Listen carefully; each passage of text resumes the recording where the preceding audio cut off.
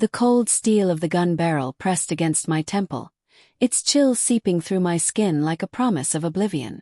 My heart slammed against my ribs, each beat echoing in the dim, oil-stained expanse of the underground parking garage. The air reeked of exhaust fumes and damp concrete, thick with a metallic tang of fear, my fear. Two shadows loomed over me. Victor, my boss of 8 years, his face twisted into a smug mask under the flickering fluorescent lights, and Lena, my supposed ally in the office, her eyes gleaming with a betrayal that cut deeper than any bullet could. "Resign quietly, Alex," Victor hissed, his breath hot and sour against my ear. "Or we'll destroy you. We've got the evidence. Embezzlement. Affairs. It'll ruin your life, your family." I tasted blood from biting my tongue, fury boiling up like bile. But in that frozen moment, as my knees buckled against the rough pavement, I didn't beg. I didn't cry. Instead, a dark seed planted itself in my chest. Option 3, make them pay. My mind reeled as they shoved me back against my car, the door handle digging into my spine like a knife. How had it come to this? Just hours earlier, I'd been in the boardroom, presenting the quarterly figures, my voice steady, confident. Victor had clapped me on the back afterward, his grip firm, almost paternal. "Great job, Alex. You're the backbone here. All of it." Lena had smiled across the table, her fingers brushing mine under the stack of reports, a secret we'd shared for months, or so I'd thought. Now, here in the garage, her lipstick-smeared mouth curled in disdain. "You really thought I cared," she spat, her voice echoing off the pillars like shattering glass. "It was all to get close, to plant the seeds. The forged emails, the missing funds. It's all on you now." Humiliation washed over me in waves, hot and suffocating. I pictured my wife, Sarah, at home with our daughter, oblivious, stirring pasta in our cozy kitchen. The thought of her face crumpling when the scandal hit, the whispers at school pickups, the job loss, the divorce papers, ignited a rage so pure it burned away the terror. But I played along, nodding weakly, signing the resignation letter they thrust at me on a crumpled napkin. "Fine," I muttered, my voice cracking just enough to sell the defeat. As they backed away, Victor holstered the gun with a chuckle, Lena's heels clicking triumphantly toward the exit ramp. The garage lights buzzed overhead, casting long shadows that danced like demons. I slid into my car, hands trembling on the wheel, but inside the seed sprouted. They thought they'd broken me. They were wrong. Driving home through the rain-slicked streets, the city lights blurred into streaks of red and gold, mirroring the chaos in my head. Denial hit first, a frantic scramble. This can't be real. Victor had mentored me from intern to manager. We'd shared beers after late nights, talked about our kids. Lena. God, Lena. Our affair had started innocently. Stolen glances in the copy room, whispered confessions over coffee. She'd said her marriage was crumbling, that I made her feel alive. Lies, every word a hook to reel me in. Resentment festered as I gripped the steering wheel tighter, knuckles whitening. How long had they planned this? To steal my project, my ideas, and frame me for the fallout. The company's new AI software. I'd poured my soul into it, only for them to claim it as theirs. By the time I pulled into our driveway, the suburban quiet mocked me. Sarah greeted me at the door, her warm smile faltering at my pallor. "Rough day?" she asked, pulling me into a hug that smelled of lavender and home. I buried my face in her hair, guilt twisting like a blade. How could I tell her that I'd cheated, been duped, and now our life teetered on ruin? "Just tired," I lied, forcing a smile. That night, as she slept beside me, her breathing soft and even, I lay awake, staring at the ceiling fan's lazy spin. Fantasies flooded in. Victor's smug face crumpling under my fists, Lena begging for mercy as I exposed her secrets. But doubt crept in, cold and insidious. Was I capable of revenge? Me, the guy who avoided confrontations, who coached Little League on weekends. The moral conflict gnawed at me. Revenge would make me like them, twisted and ruthless. Yet the alternative, letting them win, watching my world crumble. Chose option 3. The next morning, sunlight filtered through the blinds like a false dawn. Sarah kissed me goodbye, oblivious, as I headed to what was supposed to be my last day. But I didn't clean out my desk. Instead, I slipped into the server room, heart pounding against my ribs like a trapped animal. The hum of cooling fans filled the air, a mechanical heartbeat. I logged in with my still active credentials, sloppy of them not to revoke access yet, and began digging. Files upon files. Emails between Victor and Lena, dating back months. "He's falling for it," one read. "Plant the transaction logs tonight." My stomach churned, a mix of vindication and heartbreak. Lena's words in black and white. "I hate touching him, but it's necessary." Humiliation surged again, but this time it fueled resolve. I copied everything to a thumb drive, the device's soft click a promise of retribution. Obsession took root that week. I called in sick, holing up in our basement office, the air thick with the scent of stale coffee and printer ink. Sarah worried, her brow furrowing as she brought me sandwiches I barely touched. "Talk to me, Alex," she pleaded one evening, her hand on my arm warm and insistent. I wanted to confess everything, the affair, the betrayal, but fear stopped me. What if she left? Instead I murmured, "Work stress. It'll pass." Alone again, I pored over the files, piecing together their scheme. Victor was siphoning funds through dummy accounts, using my name as cover. Lena was his accomplice, her affair a distraction to access my computer. Resentment boiled into hatred, but guilt shadowed it. I'd betrayed Sarah first. This was karma, wasn't it?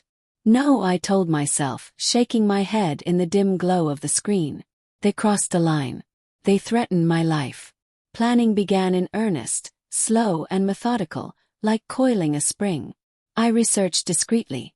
Burner phones from a corner store, the clerk's indifferent gaze as I paid cash. Anonymous email accounts traced through VPNs. The basement felt like a war room. Walls pinned with printed timelines, red strings connecting dots like veins. Inner conflict raged. One night, I dreamed of Victor's blood on my hands, waking in sweat-soaked sheets, heart racing. Was this justice or madness? Doubt whispered, but anger shouted louder. I tailed them subtly. Victor's Mercedes gliding through traffic, Lena's apartment lights flickering late. Sensory details etched into my mind. The acrid smoke from Victor's cigars wafting from his balcony, Lena's laughter spilling from a cafe as she met him for business. Tension built in quiet moments. At dinner with Sarah and our daughter Mia. Her innocent chatter about school plays pierced me. "Daddy, why are you sad?" she asked, her small hand in mine. I forced a laugh, but inside resolve hardened. They wouldn't touch my family.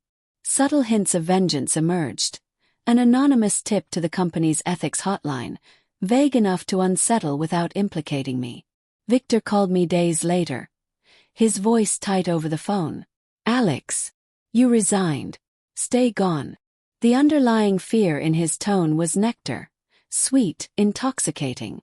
But I played dumb. "What are you talking about?" Blick. The line went dead, but the seed grew thorns. Lena confronted me next, cornering me in a grocery store aisle, the fluorescent hum overhead mirroring the garage's buzz. Her perfume, jasmine and deceit, cloyed the air. "What are you doing?" she whispered, eyes darting. "We had a deal." I met her gaze, cold resolve masking the storm inside. "Deals are for honest people," I replied evenly, my voice low but laced with suppressed rage. She paled, grabbing a cereal box like a shield. "You'll regret this." As she fled, her heels echoing on linoleum, satisfaction mingled with fear. What if they struck back? The gun's memory lingered, a phantom chill on my skin. Weeks blurred into a haze of calculation. I forged alliances quietly. An old colleague, disillusioned with Victor, fed me insider info over encrypted chats. "He's paranoid now," he typed. "Thinks there's a leak. Let him squirm." Heartbreak resurfaced in unexpected waves. Glimpsing Lena's photo on my phone, a remnant of our moments, twisted my gut. How had I been so blind? Resentment toward myself fueled the fire. I'd fix this for Sarah, for Mia, for the man I'd been before betrayal hollowed me. The turning point came on a stormy night, rain lashing the windows like accusations. Sarah found me in the basement, files scattered. "Alex, what's this?" Her voice trembled, eyes wide with hurt as she held an email printout, Lena's name bolded. Guilt crashed over me, drowning. I confessed everything, words tumbling out in sobs. The affair, the frame-up, the threats. She listened, face ashen, then slapped me, the sting sharp and deserved. "How could you?" she whispered, tears streaming. But then, miraculously, she hugged me. "We'll fight this together." Relief flooded me, but with it, deeper resolve. No more doubt. Option 3 was set in motion. I planted the first real bomb. Hacked into Victor's email. Credentials I'd gleaned from the files, and forwarded incriminating chains to the board, anonymized. The next day, whispers rippled through my network. Victor was called in for questioning. Lena texted me frantically from a blocked number. "Stop this, or we'll expose everything." Fear spiked, but obsession overrode it.